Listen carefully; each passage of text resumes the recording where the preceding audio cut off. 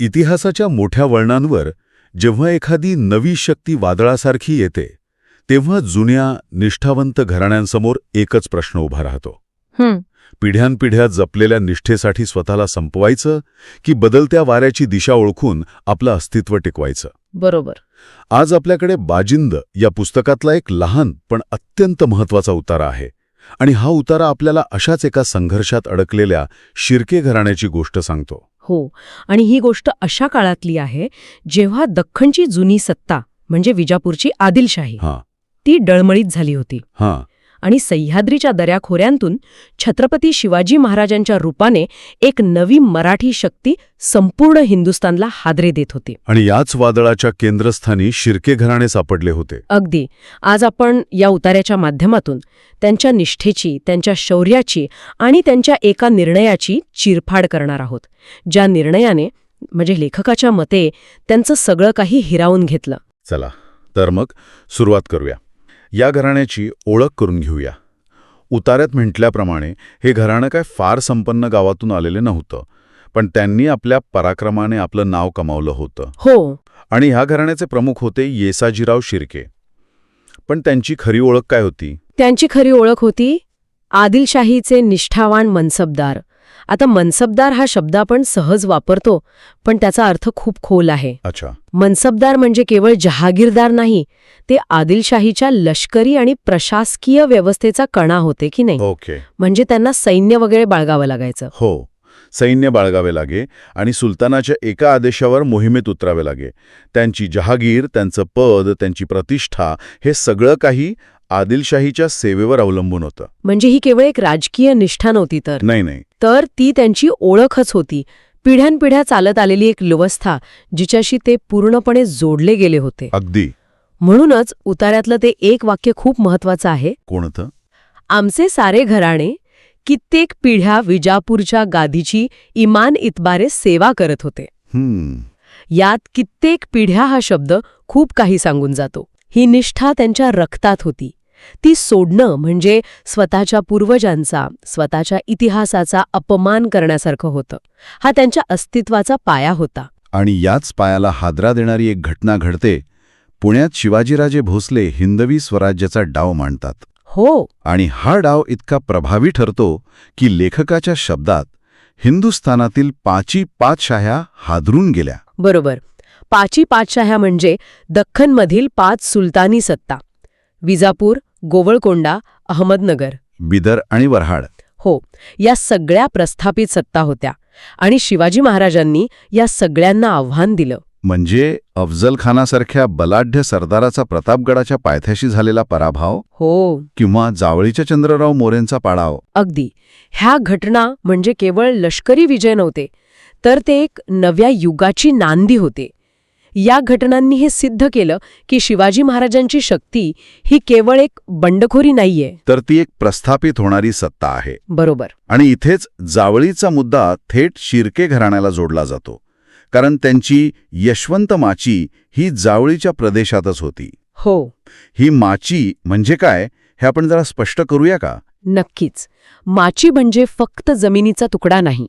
तुम्ही कल्पना करा की डोंगराच्या उतारावर असलेला एक मोक्याचा तटबंदी केलेला भाग, जिथून आसपासच्या संपूर्ण प्रदेशावर नजर ठेवता येते आणि नियंत्रण मिळवता येतं. यशवंत माची हे शिर्क्यांच्या सत्तेचं आणि अभिमानाचं प्रतीक होतं.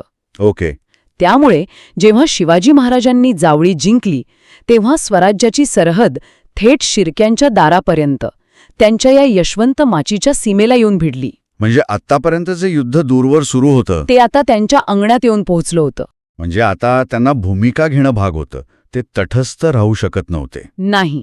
एकीकडे पिढ्यानपिढ्यांची आदिलशाहीची निष्ठा आणि दुसरीकडे दारात उभी असलेली स्वराज्याची नवी वाढती ताकद. अशा कात्रीत सापडल्यावर त्यांनी कोणता मार्ग निवडला? आणि इथेच या कथेला एक दुःखद कलाटणी मिळते.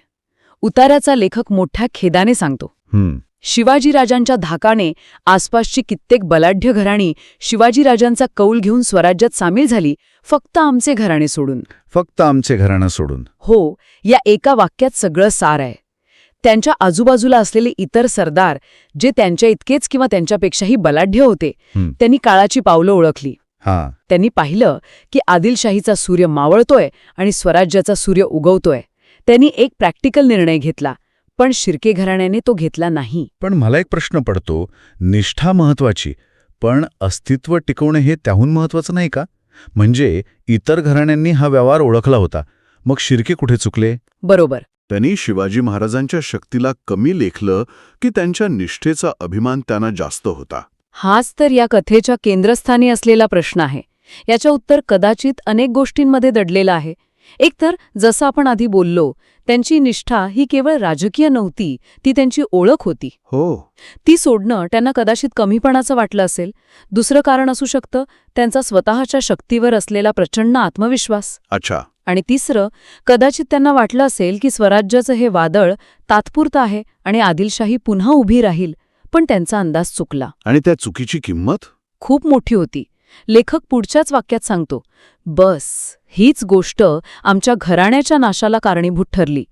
या शब्दांमधला पश्चाताप आणि वेदना आपल्यापर्यंत पोहोचते. हे आजच्या काळातल्या एखाद्या मोठ्या पिढीजात कंपनीसारखं आहे नाही का? हो, अगदी.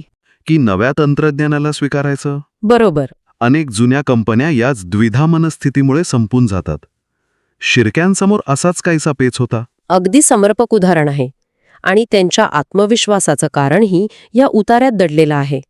त्यांचा मोठेपणा केवळ त्यांच्या निष्ठेत नव्हता, तर त्यांच्या लष्करी परंपरेतही होता. अच्छा. वडील येसाजीराव हे फार शूर होते आणि पंचकोशीत त्यांची गणना इमानी सेनानींमध्ये होत असे. पण खरी गोष्ट पुढे येते. एक मिनिट थांबा. तुम्ही त्यांच्या लष्करी परंपरेबद्दल बोलताय. उतार्यात एक उल्लेख आहे जो मला खूपच आकर्षक वाटला.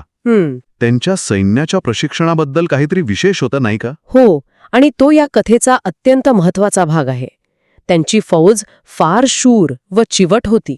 हो. पण विशेष गोष्ट ही की त्यांना कुस्ती, तलवारबाजी, भालाफेक, दांडपट्टा आणि घोडेस्वारी यांसारख्या युद्धकलांचं प्रशिक्षण घेण्यासाठी बाहेर कुठे जावं लागत नव्हतं. लेखकाच्या शब्दात सांगायचं तर या सर्वांचं प्रशिक्षण आमच्या वाड्यातच मिळत असे. काय सांगताय? म्हणजे त्यांच्याकडे अक्षरशः स्वतःची एक लष्करी अकॅडमी होती. हो, तसंच काहीसं. हे त्या काळासाठी किती असामान्य होतं. यावरून त्यांच्या स्वभावाबद्दल, त्यांच्या आत्मविश्वासाबद्दल काय कळतं? हे खूपच असामान्य होतं. याचा अर्थ ते लष्करी बाबतीत पूर्णपणे आत्मनिर्भर होते, सेल्फ सफिशियंट. बरोबर. त्यांना बाहेरच्या कोणावरही अवलंबून राहावं लागत नव्हतं. ही आत्मनिर्भरता त्यांच्या स्वभावाचा आणि त्यांच्या शक्तीचा भाग होती. यातून त्यांचा प्रचंड स्वाभिमान दिसतो.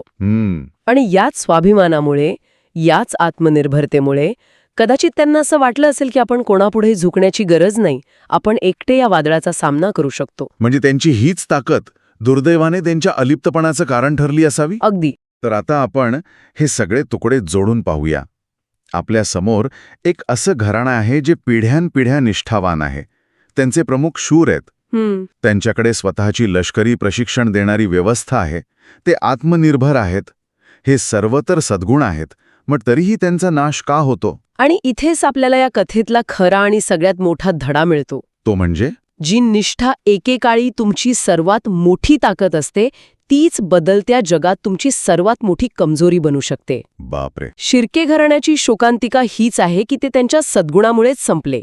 त्यांची निष्ठा, त्यांचा स्वाभिमान, त्यांची आत्मनिर्भरता, हे सगळे गुण एका स्थिर जगात खूप मोलाचे होते. हो. पण जेव्हा जगच बदलत होतं, जेव्हा राजकारणाचे नियम बदलत होते, तेव्हा हेच गुण त्यांच्यासाठी अडथळा ठरले. त्यांनी बदल स्वीकारायला नकार दिला. म्हणजे त्यांची निष्ठा त्यांच्यासाठी एक अलंकार होता, पण बदलत्या काळात तीच त्यांच्या पायातली बेडी ठरली. बरोबर. त्यांनी परिस्थितीनुसार लवचिक होण्याऐवजी ताठ राहणं पसंत केलं आणि या वादळात ते मोडून पडले. अगदी. इथे निष्ठा विरुद्ध व्यवहार्यता असा संघर्ष दिसतो. त्यांनी निष्ठेला सर्वोच्च मानलं, पण त्यामुळे ते राजकीयदृष्ट्या एकटे पडले. जेव्हा तुमच्या आजूबाजूचे सगळेच नव्या प्रवाहात सामील होत असतात, तेव्हा प्रवाहाच्या विरोधात एकटं उभं राहणं हे आत्मघातिक ठरतं. खरंय. विचार करा, येसाजीरावांच्या मनात काय द्वंद्व सुरू असेल. ज्या आदिलशाहीची कित्येक पिढ्या सेवा केली, तिला सोडायचं की या नव्या वादळासारख्या आलेल्या शक्तीपुढे झुकायचं, हा निर्णय घेणं अजिबात सोपं नव्हतं. पण इतिहासात कधीकधी कठीण निर्णयच घ्यावे लागतात.